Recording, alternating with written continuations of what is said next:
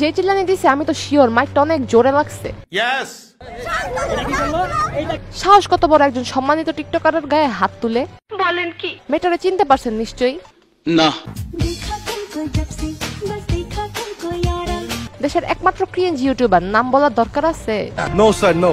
দেশের একমাত্র ক্রিয়েঞ্জ ইউটিউবারের বউয়ের ছোট বোন, মানে ক্রিয়েঞ্জ ইউটিউবারের শালি।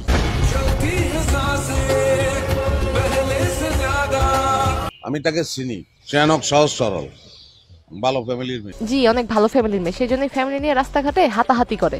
আপনি সব খুলে বলুন। সেজন্যই তো আপনাদের মাঝে হাজির হলাম।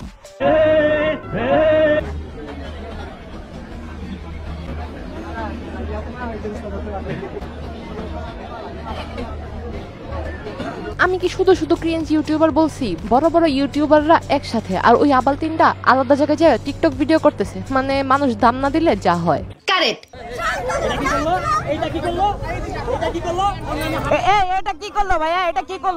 কি আর করবে, পুলিশের সামনে ধরে আপনাদেরকে মেরে দিল। বলেন কি? ঘটনা হলো ইয়াসিন তার বউকে নিয়ে বাহিরে গেছিল, সেখানে গিয়ে অন্তরার ফ্যামিলির সাথে তার দেখা, তাদের মাঝে তো ঝামেলা, সো দেখা মাত্রই হাতাহাতি শুরু হয়ে গেছে। ও আই সি। অন্তরার মা, অন্তরার বোন, তার সাথে আরো অনেকেই ছিল। টিকটক ভিডিও বাদ দিয়ে তারা হাতাহাতিতে লিপ্ত হয়। উনি পাগল হয়ে গেছে, সত্যি পাগল হয়ে গেছে। আন্টি এত সুন্দর টিকটক ভিডিও করে, তারপর গিয়ে হাতাহাতি করতেছে। আন্টি আপনার যে অবস্থা, আপনার মেয়েদেরকে বাদ দিয়ে দেখবেন ছেলেরা আপনার পিছনেই লাইন মারতেছে।